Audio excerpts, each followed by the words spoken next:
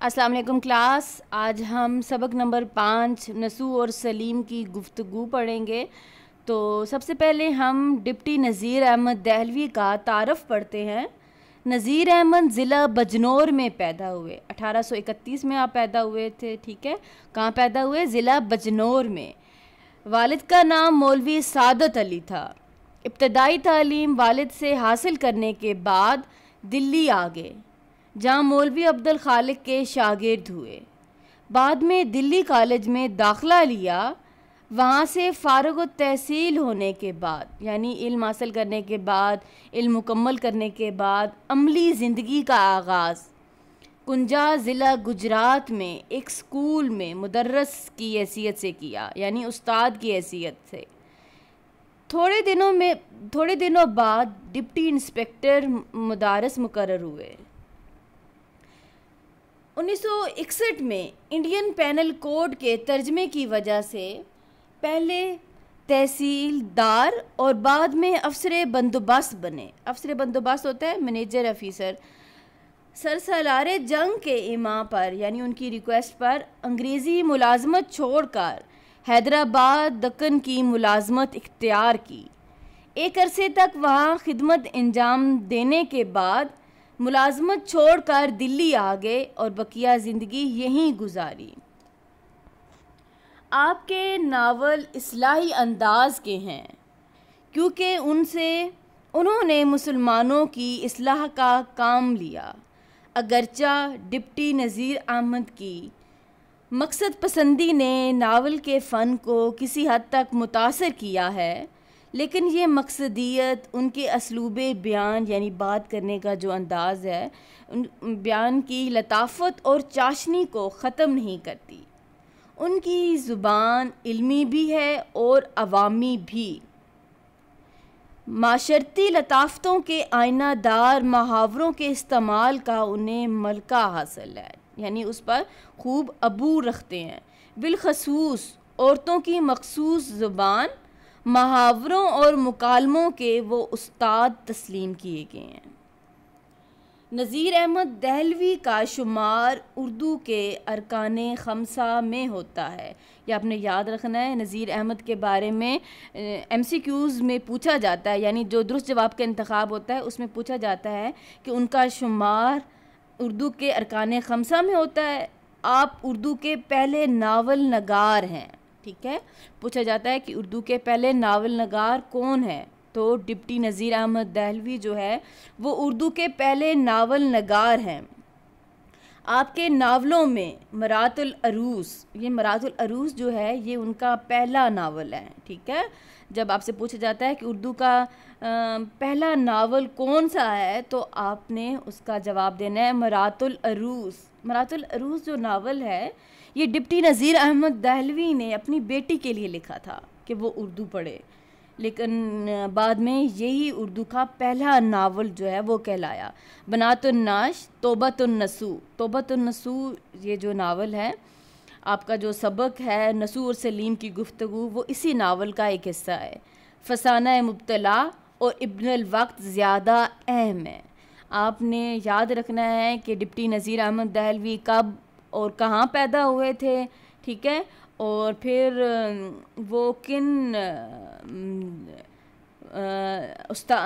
चीज़ों के उस्ताद तस्लीम किए जाते हैं। नज़ीर अहमद का शुमार उर्दू के अरकान खमसा में होता है।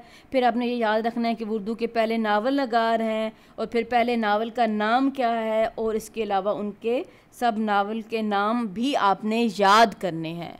तो अब हम चलते हैं सबक की तरफ। सबक का नाम है नसू और सलीम की गुफ्तगू, ठीक है। तो नसू जो है वो बाप है, यानी बाप का नाम है, और सलीम बेटा है। तो इन दोनों की जो गुफ्तगू है उसे इस सबक में बयान किया गया है। सबक मुकालमे की सूरत में है।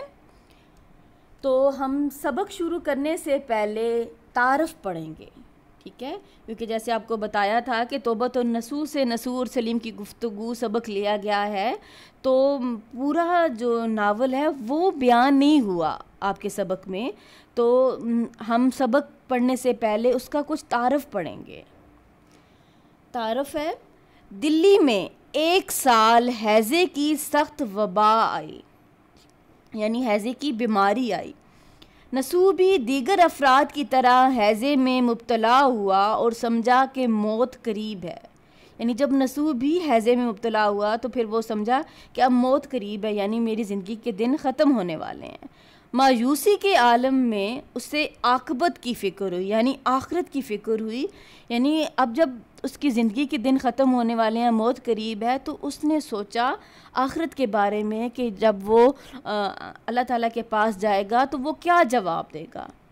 ڈاکٹر نے اسے خواب آور دوا دی تو وہ سو گیا، یعنی سونے کی دوا دی تو وہ سو گیا۔ خواب میں اس نے مرنے کے بعد عاقبت کے، یعنی آخرت کے دل دہلا دینے والے مناظر دیکھے، یعنی دل کو ہلا دینے والے مناظر دیکھے تو وہ ہڑبڑا کر اٹھ بیٹھا۔ خواب سے بیدار ہو کر نسو کو اپنی اور اپنے خاندان کی بے مقصد زندگی پر افسوس ہوا، یعنی وہ جو ایک بے مقصد زندگی گزار رہے تھے اس پر اسے افسوس ہوا، دکھ ہوا۔ اس نے گزشتہ زندگی یعنی گزری ہوئی زندگی کی تلافی کا عہد کر کے، تلافی یعنی نقصان کے عوض کچھ دینا، یا جو ہم نے نقصان کر لیا اس کو ٹھیک کرنا، اپنی بیوی فہمیدہ کو خاندان کی اصلاح کے لیے اپنا مددگار بنایا۔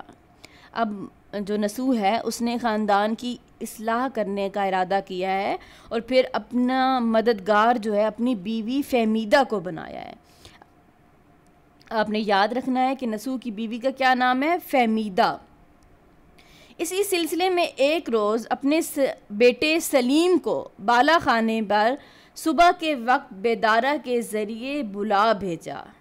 بیدارہ جو ہے یہ ایک ملازمہ ہے ان کی، ٹھیک ہے، بالا خانے یعنی اوپر کے کمرے میں چھت پر بلا بھیجا تھا۔ اب ہم آتے ہیں سبق کی طرف۔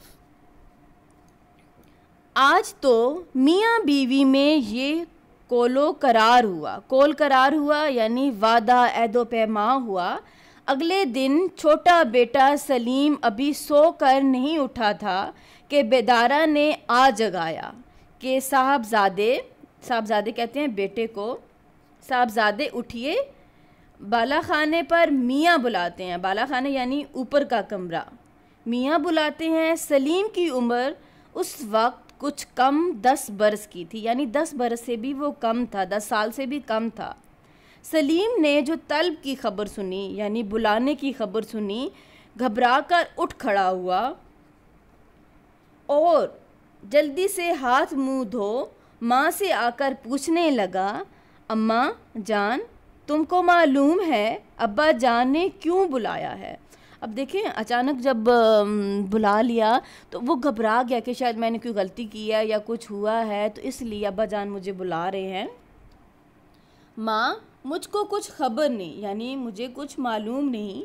سلیم کچھ خفا تو نہیں ہے، یعنی ناراض تو نہیں ہے؟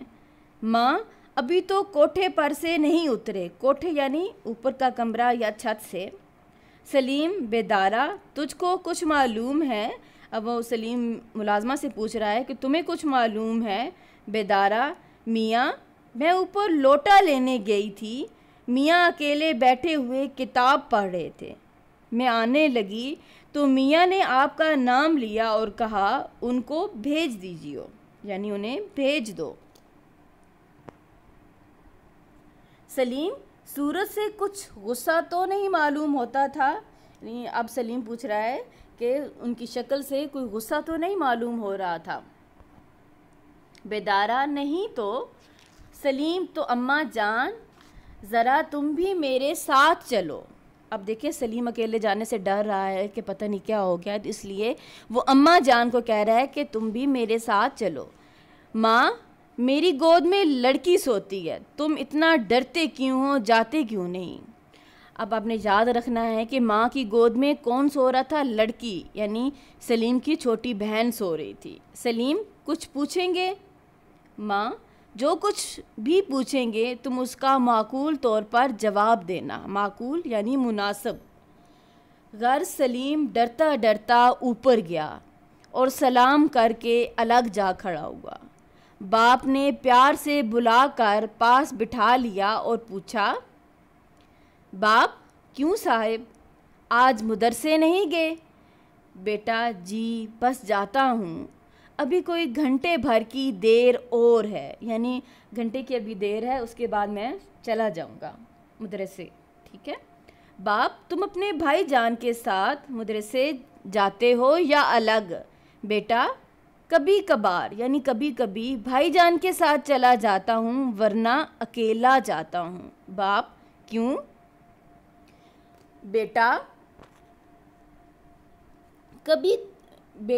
اگلے مہینے امتحان ہونے والا ہے، چھوٹے بھائی جان اسی کے واسطے تیاری کر رہے ہیں، صبح سویرے اٹھ کر کسی ہم جماعت کے یہاں چلے جاتے ہیں۔ اسی کے واسطے یعنی اس کے لیے امتحان کے لیے تیاری کر رہے ہیں، اور پھر صبح سویرے اٹھ کر ہم جماعت کے یہاں چلے جاتے ہیں، وہاں ان کو دیر ہو جاتی ہے تو پھر گھر بھی نہیں آتے، میں جاتا ہوں تو ان کو مدرسے میں پاتا ہوں، یعنی جب میں اسکول جاتا ہوں تو وہ پہلے سے آئے ہوتے ہیں۔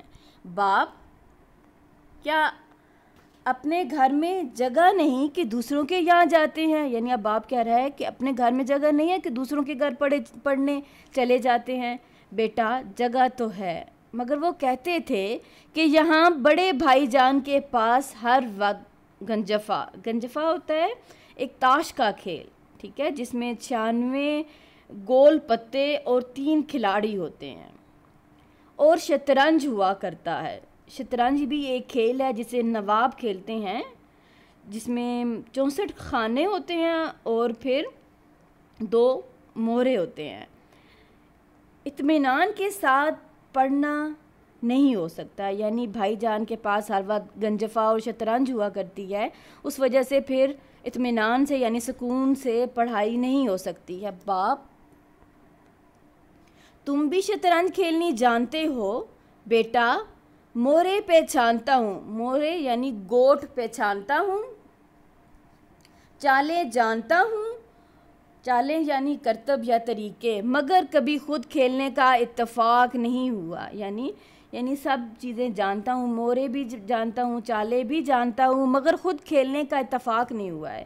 باپ مگر زیادہ دنوں تک دیکھتے دیکھتے یقین ہے کہ تم بھی کھیلنے لگو گے۔ بیٹا شاید مجھ کو عمر بھر بھی شطرنج کھیلنی نہ آئے گی۔ باپ کیوں؟ کیا ایسی مشکل ہے؟ بیٹا مشکل ہو یا نہ ہو، میرا جی ہی نہیں لگتا، یعنی میرا دل نہیں لگتا۔ باپ سبب یعنی وجہ، بیٹا میں پسند نہیں کرتا۔ اوکے کلاس، آج ہم اتنا ہی پڑھیں گے، باقی ہم انشاءاللہ کل پڑھیں گے۔